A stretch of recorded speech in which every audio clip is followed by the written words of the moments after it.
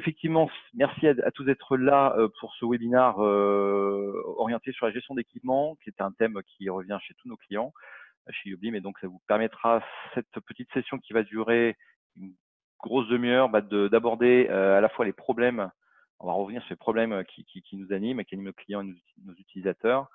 En deuxième partie, on va passer sur vraiment une présentation de la solution Ublim. Vous allez la découvrir sûrement puisqu'elle a été créée ces dernières années. Et enfin, on terminera par des cas clients, vraiment quelque chose de très opérationnel. N'hésitez pas à lever la main, mettre vos commentaires sur le chat ou vos questions, et puis aussi vous reloguer si on se délogue, parce qu'on a quand même une limite de 40 minutes. Alors, c'est parti, on y va.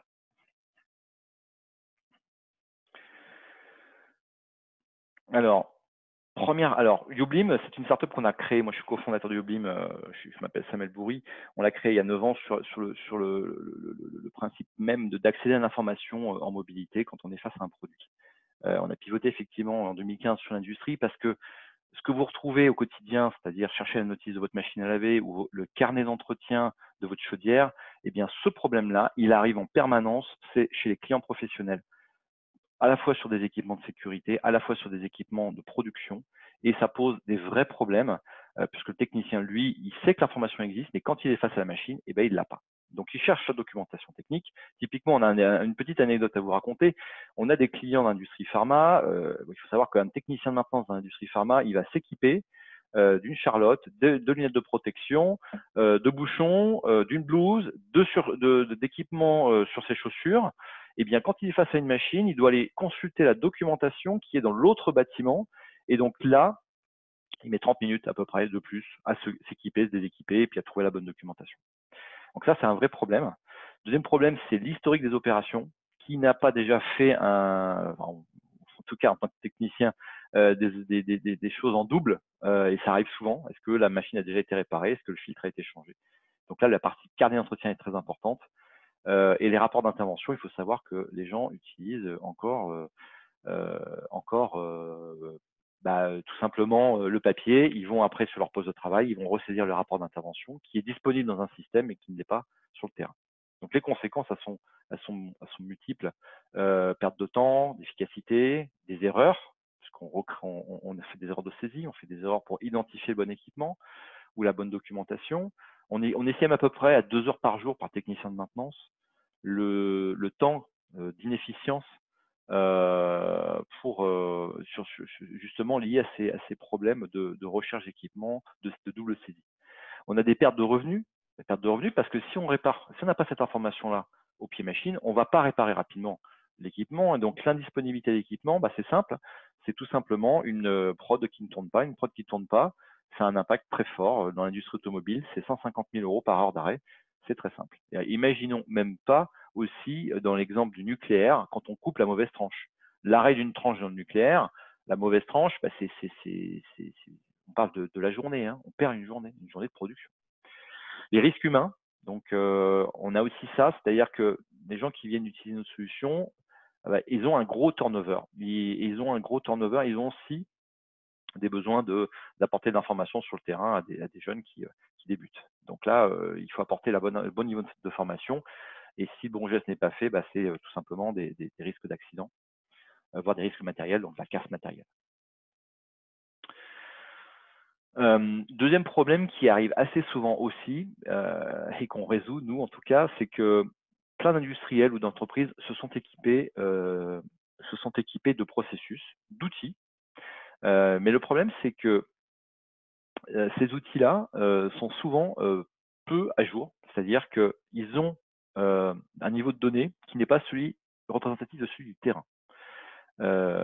Typiquement, on a un exemple de nos clients dans l'électricité, la production d'électricité, qui nous dit, moi j'ai une grosse GMAO, donc un logiciel de gestion de maintenance, je sais pertinemment que mes transformateurs qui sont dans les bases de données, pour certains, on les identifie sur tel ou tel site.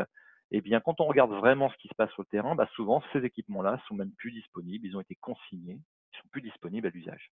Donc, on a un problème de disponibilité d'une information à jour, et puis aussi du partage de cette information entre les gens.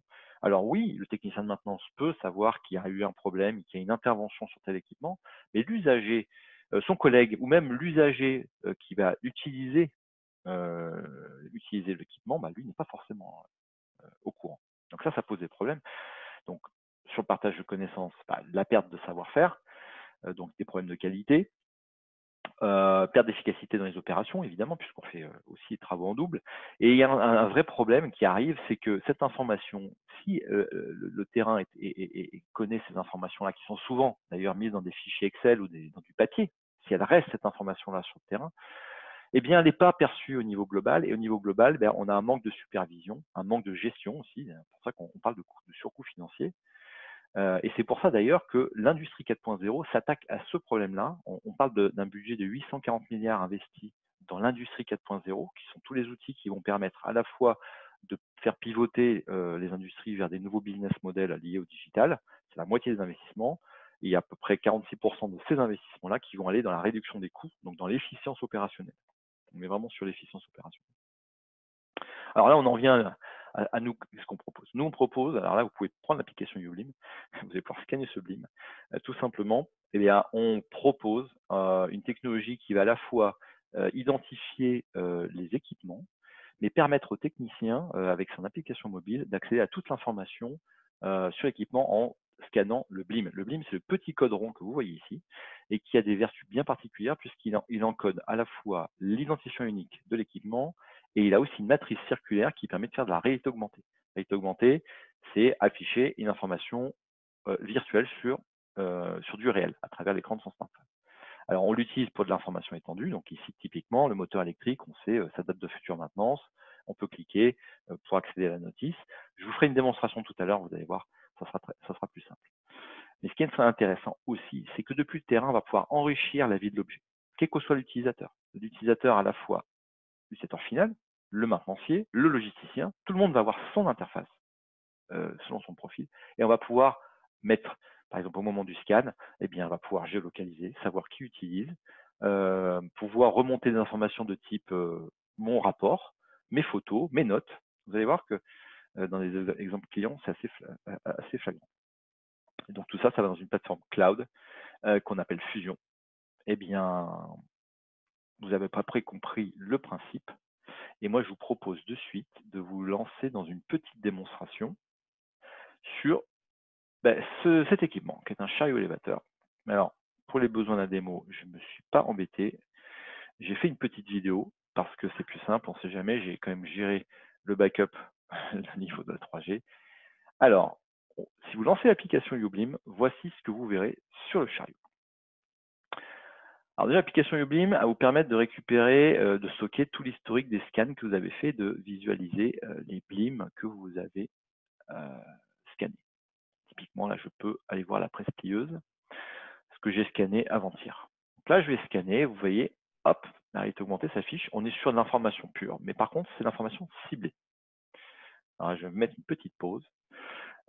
Typiquement, cette réalité augmentée-là, cette interface personnalisée, elle est processée en temps réel. C'est-à-dire qu'elle va chercher les informations dans une base de données qui est dans Fusion, mais qui peut être aussi dans une GMAO. Donc ici, typiquement, la date de prochaine maintenance, elle peut être liée à une GMAO type Maximo, type D-Moment avec laquelle on travaille, ou avec un ERP comme SAP avec qui on travaille. Et vous avez ici les informations qu'on peut consulter. Typiquement, là, je reprends le fil de ma vidéo. Je clique sur la vidéo. Bah là, j'ai fait un lien vers un tutoriel. Alors, c'est un tutoriel complètement factice, hein, bien sûr. On fait le lien aussi avec la documentation. Donc, chaque objet peut avoir sa propre documentation. On peut faire la documentation au niveau du modèle. Et là, je vais déclarer un incident. Alors là, j'ai lancé le bouton incident et je vais cliquer à rajouter l'information. Je passe en saisie vocale, je parle. La roue possède un petit défaut. Voilà, donc il a reconnu, donc je fais une petite correction. Vous avez vu, ça ne prend pas grand-chose. Je vais rajouter une petite photo. Et tout simplement, je vais pouvoir renseigner le système. Elle est aussi là la différence. Le technicien de maintenance va pouvoir mettre des formulaires des rapports beaucoup plus détaillés, avec de la signature, avec des informations plus riches. Je vais pouvoir éditer la base de données, comme vous verrez tout à l'heure sur un exemple pour Total Angola. Ce qui est intéressant ici, c'est que l'utilisateur final lui-même peut notifier un incident. Et donc, on va le retrouver en cliquant sur l'onglet historique. Vous voyez, hop, l'onglet historique, je vois apparaître le rapport que j'ai généré. Je peux même le visualiser en PDF. Bon, ça, et là, j'affiche des précédents rapports. Donc, on va pouvoir agréger et partager l'information. Là, on est en train de faire évoluer justement cette partie logbook qui va être centrale. Là, j'ai cliqué sur un rapport. Bon, là, c'est un rapport lié à le modèle était lié à une climatisation, mais vous voyez qu'on peut manipuler tout type de blocs sur nos formulaires, ajouter des photos, ajouter des signatures. Donc là, je suis pas allé très très loin en termes de signatures. C'est très flexible et ça va venir se ranger dans l'historique et aussi sur la partie cloud. On va voir ça de suite. Enfin, donc on peut le laisser avec de l'IoT, on peut le laisser avec d'autres applications tierces. Comme par exemple ici, le bouton Google Maps va me faire ouvrir l'application Google tout simplement. Voilà, donc l'application Google, je vais me rentrer la position qui est sur La Rochelle, du chariot élévateur. Alors ça, c'est une introduction très simple à l'application mobile. Maintenant, je vous invite... Alors, je ne sais pas si certains ont scanné le BLIM. Je vais tout simplement le savoir. Oui, je vais le savoir parce que... là, on est sur Fusion, donc je vais remettre à jour. Je vais mettre à jour et effectivement, il se trouve que les derniers scans, eh bien, si je descends ici, s'il le veut bien, voilà, je vois que à Pechabou, il y a eu 3 scans à l'instant. Donc, vous voyez que ici, j'ai tout l'historique de ce qui a été fait sur ce tag, sur ce BLIM. J'ai historique aussi d'autres BLIM. Hein. Bien sûr, ça, c'est mon dashboard. Donc là, j'ai eu quelques scans. D'ailleurs, vous étiez assez nombreux à le faire parce que je ne l'ai pas fait du tout. Donc, il y a eu 5 scans pendant la présentation. Le chariot élévateur. Donc, si on va voir, voilà, on va voir cet asset. Donc, je vais dans ma liste, dans ma base de données de mes objets. Là, je vais gérer tous mes objets. On est sur un espace de démo, bien sûr. Soyez pas attentifs à la qualité de la base de données. On est vraiment sur quelque chose. Bon, ici, j'ai mon chariot élévateur. Typiquement, je vais retrouver toutes les informations. Ici, donc les attributs des objets. Alors, je peux aussi. On est sur des bases de données qui sont très flexibles, qui peuvent être mises à jour par des API, mais aussi des fichiers Excel. Donc, on travaille très simplement avec nos clients. Et ici, on a toute la partie scan. Donc, on voit que il y a des gens qui ont scanné. Zou a scanné depuis Boulogne. Ici, à Pechabou, il y a un autre utilisateur anonyme ici qui a scanné, qui ne s'est pas mis en déclaratif géologue, bien sûr. Il n'a pas accepté, donc c'est très bien. On respecte la vie privée. Et puis ici, on retrouve nos rapports. Donc, typiquement, le problème des cieux qu'on avait remonté, eh bien, je peux le télécharger, je peux le visualiser. Je le visualise ici. Voilà, le rapport qui a été généré. Hop, je vais essayer de cliquer ici. On a dans Fusion une gestion de documentation en ligne. Donc, on peut gérer cette documentation en ligne. On a une gestion des rapports, des formulaires. C'est pas là-dessus que je voudrais me focaliser puisqu'on a très peu de temps. On peut, et je vais me focaliser surtout là-dessus, si j'ai pas de problème de bande passante. Hop. On va vous montrer, je vais vous montrer comment on compose sa réalité augmentée. Vous allez voir que c'est très simple. Donc ici, je vais cliquer. Je pense que là, le réseau, il est un peu saturé. Enfin, on va y arriver. Donc ici, je retrouve toutes mes interfaces. Et vous allez voir que les interfaces sont très flexibles d'édition. Typiquement, ici, si je ne veux pas mettre ce bouton ici, je vais le supprimer. Et je vais dire, par exemple, je vais accéder au répertoire documentaire. Et la liaison, la liaison va se faire à travers la base de données, puisqu'on va associer à ce bouton, pour chaque objet, un accès spécifique configuré dans la base de données que vous avez vu tout à l'heure. Voilà. On peut ajouter des boutons de type lien. On peut faire référence à des, donc des formulaires, mais aussi à des applications tierces. Typiquement, si je peux ajouter un bouton pour partager les informations de l'équipement et ouvrir l'application de maintenance, je peux le faire.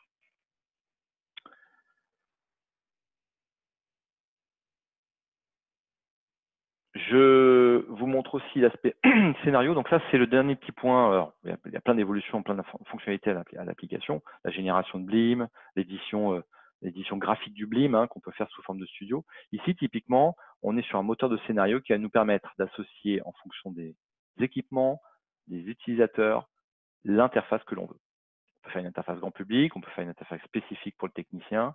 Voilà, c'est très, très simple et très flexible. Je vois que le temps file, donc je vais vous laisser un petit peu de temps pour les questions. Donc, on pourra aller un petit peu plus loin pour ceux qui veulent. En tout cas, il y aura d'autres webinaires pour approfondir. Je vais vous présenter des cas d'application client maintenant. Notamment, alors Pinter qui est un fabricant, puisque nous à la fois on travaille avec des fabricants qui vont pouvoir taguer leurs équipements et les exploitants qui ont un parc de machines. Les fabricants, eux, vont pouvoir implémenter notre solution dès la fabrication et même rétrofiter le parc installé, très simplement. Et là, on est sur des applications qui vont permettre de connaître la liste des pièces détachées, d'avoir accès à toute la documentation pour installer et réparer. Et bien, tout simplement, je vais faire référence à une petite vidéo qu'eux, ils ont faite et que vous pouvez retrouver dans le… Donc, j'accélère un tout petit peu parce que on est sur sur une vidéo en ligne qui sera disponible, donc je vous la montre un tout petit peu. Là, on est sur des usages de type adoucisseur d'eau, donc c'est un fabricant d'adoucisseurs d'eau, de pompes de piscine, de filtres. Et en fait, ils agrègent dans l'application Pinter, qui est une application brandée, donc on a intégré nos technologies en marque blanche, toutes les informations de chaque matériel. Donc la liste des pièces détachées, les plans de montage, de réparation. Ils peuvent même commander via l'application et puis activer la garantie constructeur. Ça, c'est très intéressant. Bon, je vous donnerai accès à la vidéo. C'est quand même assez intéressant. Un autre cas client, c'est Total. Total, en fait, on est référencé comme la technologie d'identification visuelle sur tous leurs sites, marketing service, RC, raffinage chimie et EP, exploration pétrolière. Et donc là, vous voyez quelques exemples de mise en œuvre où là, en fait, les applications développées par un intégrateur, donc un partenaire, Capgemini, a développé des applications métiers pour les tournées d'inspection, et puis pour les tournées d'inspection et pour la maintenance, l'accès à la documentation. Et petit à petit, ils arrivent maintenant à implémenter notre application globale Fusion qui permet de faire le lien avec ces applications métiers et puis d'agréger toutes les données d'équipement au sein d'une même plateforme. La plateforme Fusion est connectée avec un référentiel commun lié à SAP, puis il y a d'autres outils. Je vous montre une petite vidéo de ce qui est fait sur Angola. Sur Angola, c'est intéressant aussi parce que en fait, ils utilisent notre solution pour faire de l'association entre équipements. Donc là, on voit l'utilisation classique. Hein, je vais scanner un tag, un BLIM, qui sont mis d'ailleurs sur cette petite plaquette comme ça. On peut accéder à toute la documentation, à la fiche équipement. Donc là, typiquement, il va avoir un deuxième usage, ça va être de dire, je vais associer un corps de vanne avec un actionneur de vanne et l'ensemble, je vais pouvoir les associer dans la base de données. Ça, c'est le deuxième usage qui s'affiche là. Et l'idée, c'est de dire, eh bien, je vais pouvoir, au moment où il y a une panne, eh bien, savoir quels sont les corps de vanne qui sont compatibles pour pouvoir remplacer l'ensemble. Enfin, que le corps de vanne sur un ensemble. Typiquement, c'est notre système de formulaire qui permet d'expliquer la fiche équipement.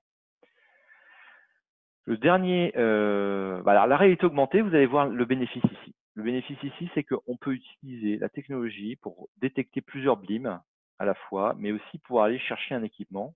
Et là, en allant chercher un équipement qu'on va identifier dans la base de données, typiquement, il va rentrer quelques chiffres là pour pouvoir identifier le bon équipement. Eh bien, il va pointer le scanner face au BLIM et le scanner va lui répondre est-ce que c'est le bon équipement ou non. Donc elle est un tout petit peu loin. Bon, c'est dommage parce que c'est vraiment la vertu de nos technologies qu'elle se scanne de loin, de biais dans toutes les conditions. Donc vous voyez que le tag s'affiche en rouge et que c'est pas le bon équipement. Et ça, on peut en détecter une centaine à la fois en un scan. on va pouvoir guider le technicien vers le bon équipement assez simplement. Bon, on va aller jusqu'à la fin quand même pour vous montrer que ça marche aussi sur le bon équipement. Voilà, comme ici, ça s'affiche sur le bon équipement.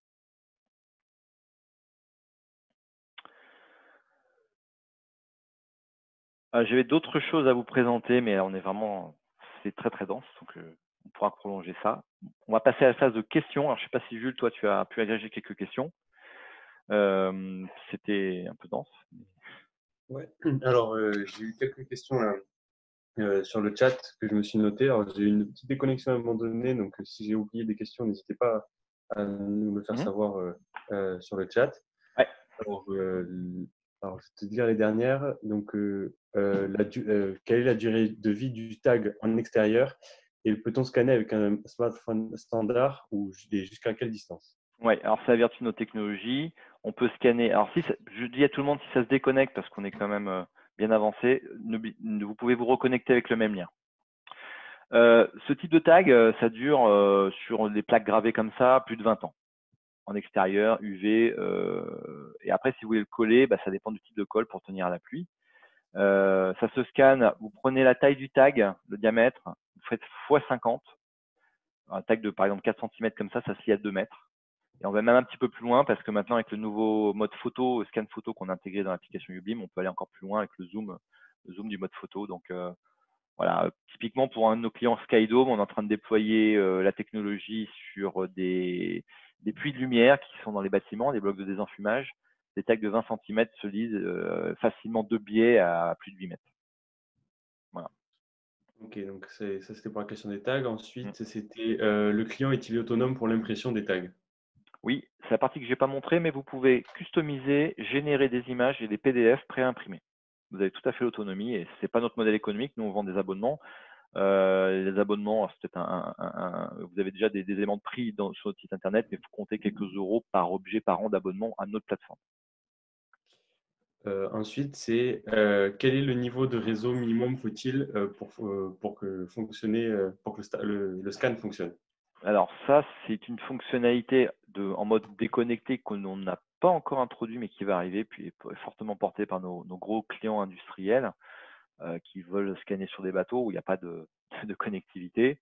Pour l'instant, en fait, vous devez avoir une connexion, je dirais, simple, même Edge, ça fonctionne, puisque en fait, le poids des informations est très faible si ce n'est pas de la vidéo ou de la documentation. Donc le scan, c'est quelques kilooctets. Hein. Par contre, effectivement, on est en train de. Vous pouvez en tout cas scanner et ça va venir se mettre dans votre historique et reconsulter la documentation ou le BLIM, ou les informations du BLIM quand vous êtes reconnecté. Là, le mode offline, qui est un mode d'utilisation en mode déconnecté, va bientôt arriver dans notre roadmap. Voilà. Ok, donc ensuite, c'est il semble y avoir des fonctionnalités concurrentes avec celles proposées par les fournisseurs de GMAO. Est-il possible de choisir certaines fonctionnalités du BLIM et pas d'autres pour adapter le package et le coût en complément de ce que nous avons déjà?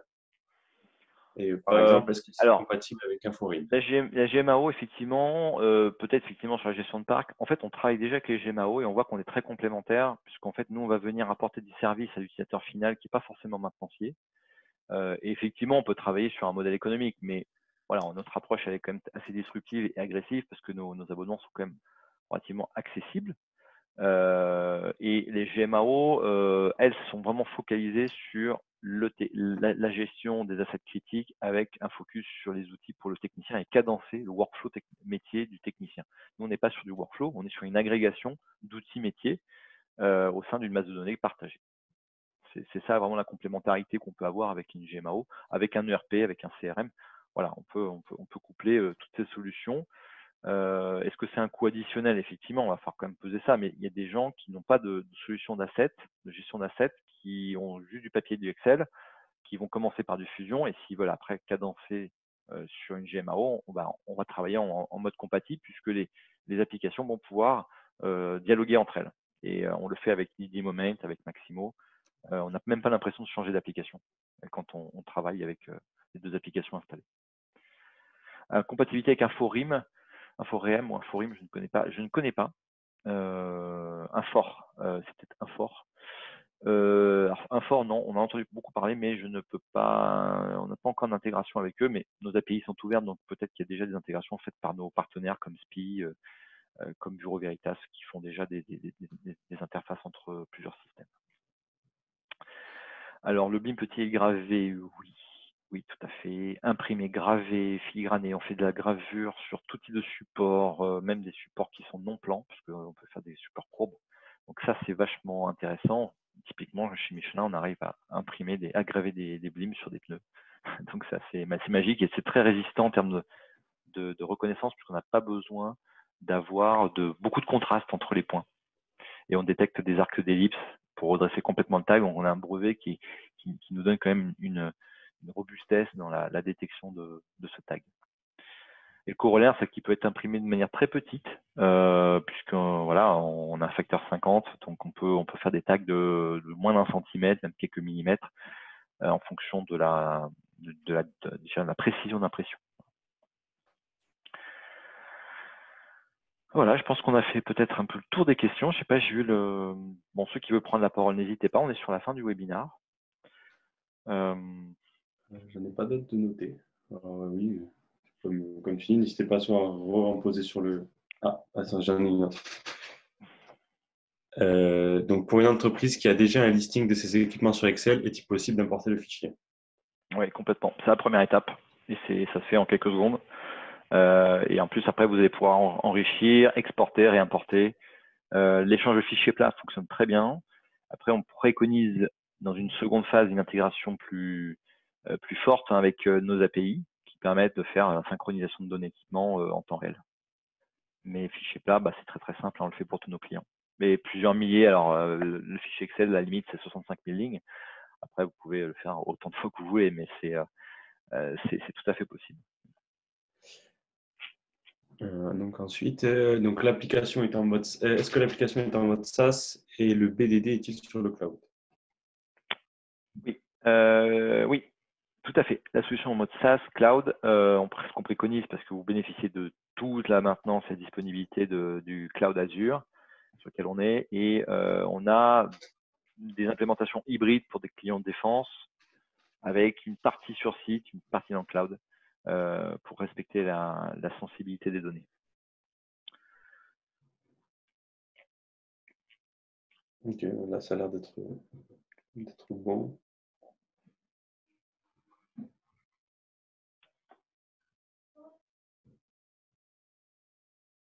Merci en tout cas à vous. Et puis, n'hésitez pas à nous envoyer, aller sur notre site web pour consulter, pour vous inscrire à un newsletter, pour nous contacter sur contact@ublim.com et pour nous demander une démo, même pourquoi pas une phase d'essai, puisqu'on ouvre une phase d'essai d'un mois à tous ceux qui le désirent sur Fusion. Donc, n'hésitez pas à revenir vers nous. Et on vous remercie beaucoup pour votre participation.